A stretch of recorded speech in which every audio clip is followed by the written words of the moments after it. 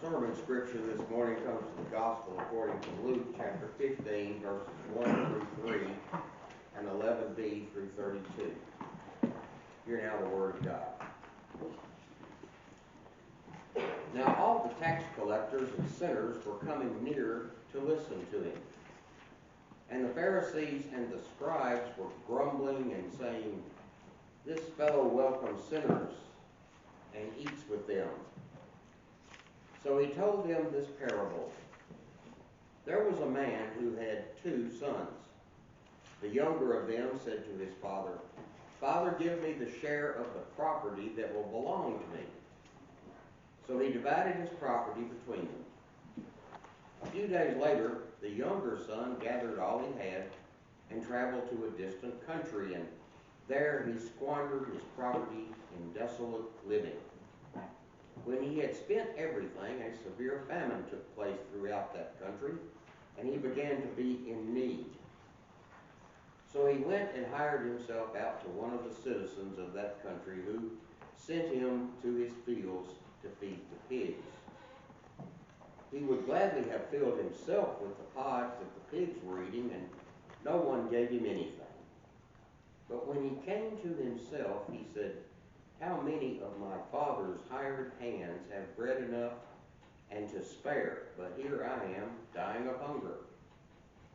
I'll get up and go to my father, and I will say to him, 'Father, I have sinned against heaven and before you. I am no longer worthy to be called your son. Treat me like one of your hired hands.' So he set off and went to his father. But while he was still far off, his father saw him and was filled with compassion. He ran and put his arms around him and kissed him. Then the son said to him, 'Father, I have sinned against heaven and before you. I am no longer worthy to be called your son.' But the father said to his slaves, 'Quickly, bring out a robe, the best one, and put it on him. Put a ring on his finger and sandals on his feet. And get the fatted calf and kill it, and let us eat and celebrate. For this son of mine was dead and is alive again. He was lost and is found.' And they began to celebrate. Now his elder son was in the field, and when he came and approached the house, he heard music and dancing. He called one of the slaves and asked what was going on. He replied, 'Your brother has come, and your father has killed the fatted calf, because he has got him back safe and sound.' Then he became angry and refused to go in. His father came out and began to plead with him. But he answered his father, 'Listen, for all these years I have been working like a slave for you, and I have never disobeyed your command. Yet you have never given me even a young goat, so that I might celebrate with my friends. But when this son of yours came back, who has devoured your property with prostitutes, you killed the fatted calf for him.' Then the father said to him, 'Son, you are always with me, and all that is mine is yours. But we had to celebrate and rejoice, because this brother of yours was dead and has come to life. He was lost and has been found.'" This is the word of God for the people of God. Thanks be to God. This is, again, the 4th Sunday in Lent. And this is probably one of the best known parables of Jesus. It's usually referred to as the parable of the prodigal son.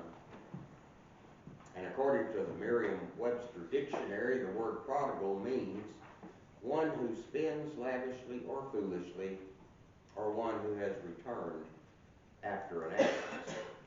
The younger brother certainly fits that description.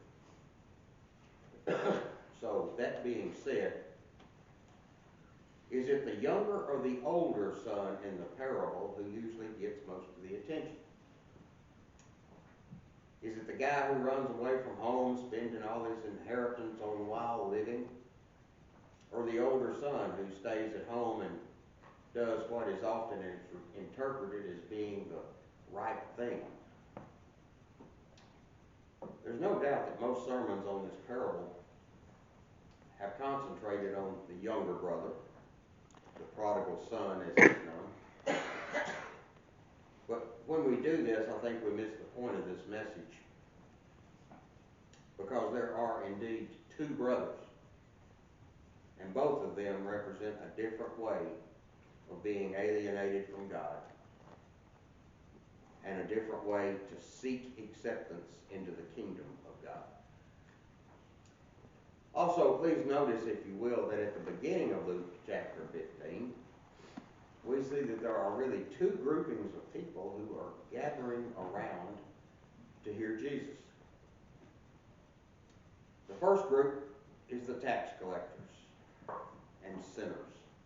There always seems to be those tax collectors and sinners around, doesn't there? These are the people who are represented by the younger brother in the parable. They didn't follow the moral laws of the Bible nor the Jewish ceremonial purity laws. Instead, they engaged in what most people would have considered wild living. Like the younger brother, they had left home.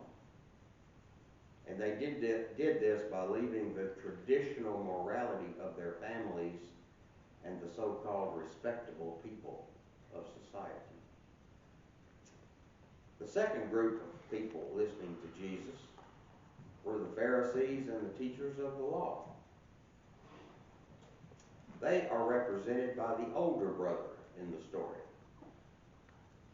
They held on to the traditional morality of their upbringing.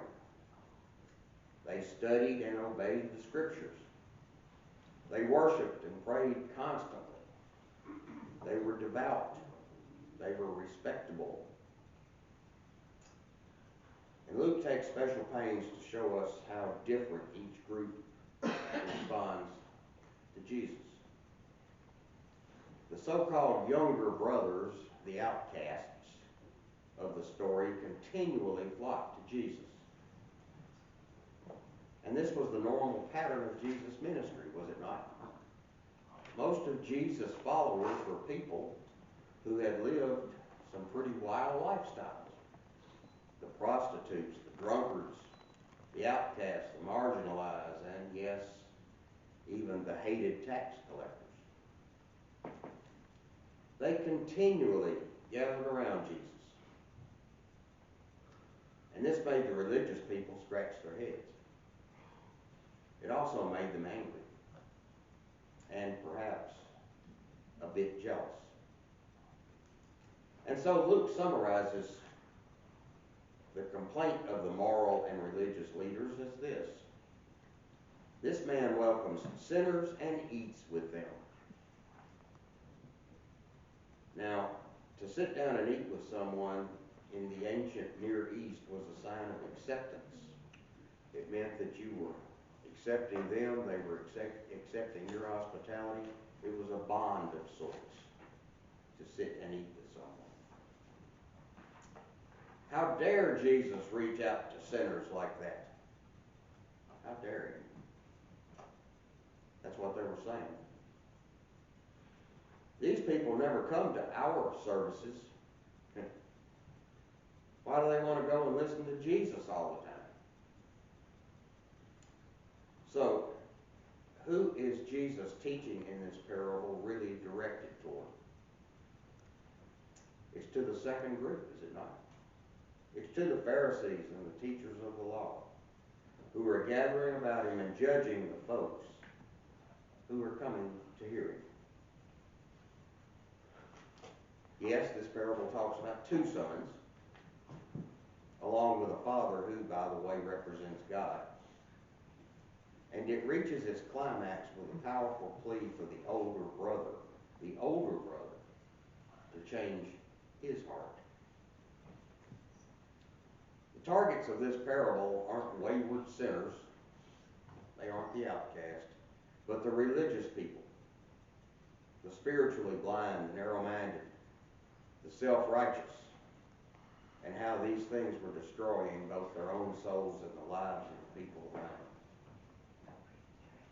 It may be hard for some of us to realize today, but when Christianity first started, It wasn't called a religion. It was a non-religion, really. It was a movement. Imagine what non-Christians thought of Christianity in the beginning. Where's your temple, they might ask. We don't have a temple, the Christians would reply. But how could that be? Where are the sacrifices made to please your gods? And the first Christians would have responded that they didn't make sacrifices anymore. Jesus himself was the temple to end all temples, the sacrifice to end all sacrifices. No one had ever heard of anything like this. It was brand new. So the Romans called them atheists, believe it or not, because what they were saying was totally new and unique. It couldn't be classified with the other religions of the world. It was something entirely new. It was way outside the box. Now the irony of this is that for many people standing in the midst of our modern culture wars, the 21st century Christianity is all about religion and moralism. It's flip-flopped. But in the beginning, this wasn't the case at all. The moralizers and religiously observant people were offended by Jesus, not just once, but over and over and over. But those who have been estranged from religion and moral absolutes were intrigued and attracted to him. And we see examples of this throughout the New Testament. When Jesus meets a religious person in the same story as a sexual, social, racial, or political outcast, the outcast is the one who connects with Jesus. And the older brother type, the one that does everything right, doesn't. In Matthew 21, verse 31, Jesus says to the religious leaders, "The tax collectors and the prostitutes are entering the kingdom of God ahead of you." Pretty scandalous stuff. No wonder they were looking to kill him, right? And so this parable we are looking at this fourth Sunday in Lent may very well be best called the parable of the two sons, not just the prodigal son. The younger son goes off to a distant country and squanders everything he has through his out-of-control lifestyle. When he's literally down in the mud with the pigs, he comes to his senses and makes a plan. He hits rock bottom and decides he might need to do something different. He's going to head home and beg his father to make him one of his hired men. Now the rabbis taught that if you had violated the community standards, as the younger son certainly had, an apology wasn't enough. You also had to make restitution. You couldn't just say, "I'm sorry." So the younger son plans to say, "Father, I know I don't have a right to come back into the family, but if you apprentice me to be one of your hired men so I can learn a trade and a wage, then I can at least start to pay off the debt I owe you." But when the younger son comes within sight of the house, his father sees him and runs to him. As a general rule, distinguished Eastern patriarchs did not run. As a matter of fact, in that culture, it was considered an offense to politeness for a man to show his heels in public. Children might run, women might run, younger men might run, but not the dignified pillar of the community. But this father does. he runs to his son. And showing his emotions openly, something else that wasn't done, throws his arms around him and kisses him. Quick, he says, bring the best robe and put it on him. Put a ring on his finger and sandals on his feet. You don't have to earn your way back into the family. Instead, we're going to celebrate. Kill the fatted calf. Let's have a party. Now, the father invites the entire village to the party. Instead of being ashamed that his son went away, spent everything he had, was a pretty scandalous person, instead of keeping that a secret, he's going to throw a party that he's come back. Word spreads quickly, and soon there's a full-fledged feast going on. Quite a scene. So what was Jesus saying in this parable? God's love and forgiveness can handle any and every kind of sin or wrongdoing. It doesn't matter who you are or what you've done. God loves you, and God will always love you. There is no evil that God's love cannot cover. There is no sin that is a match for God's grace. If the parable stopped right there, it would only be about the younger brother. But it doesn't stop there. There are two sons. The bad one by all conventional standards, and the good one. And yet both sons are alienated from their father. The father has to go out and invite both of them to come into the feast of his love. And so both sons are lost. They're alienated from the father. But the older brother, the good brother, remains in his lost state.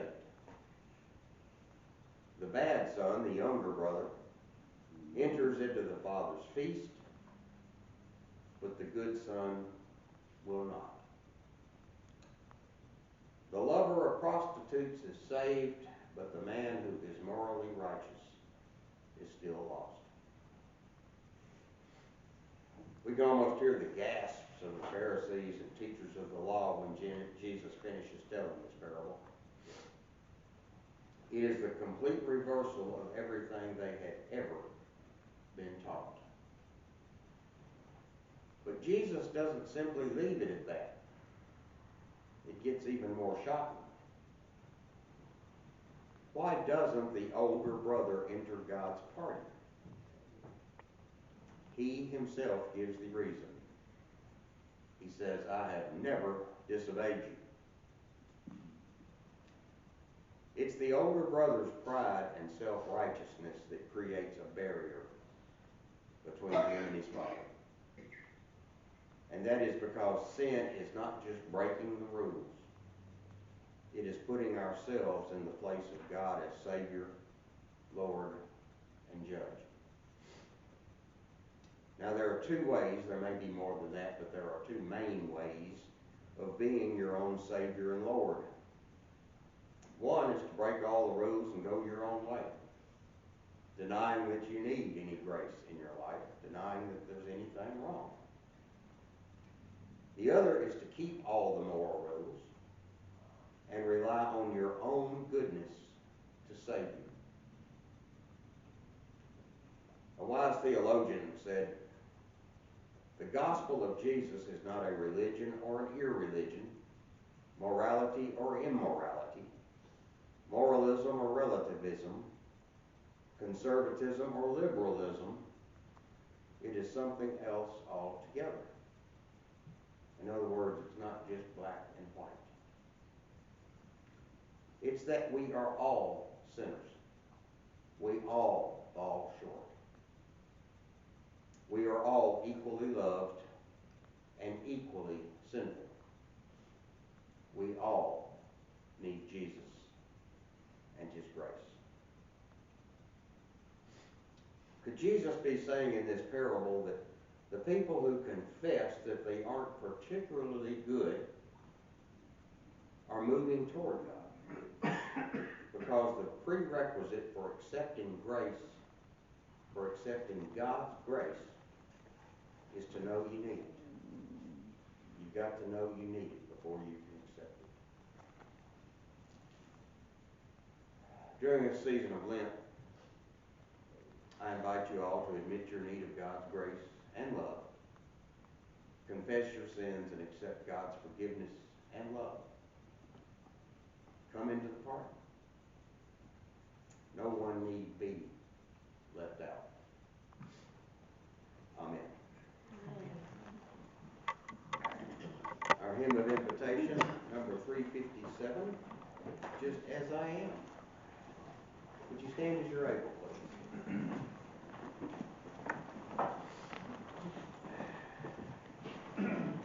And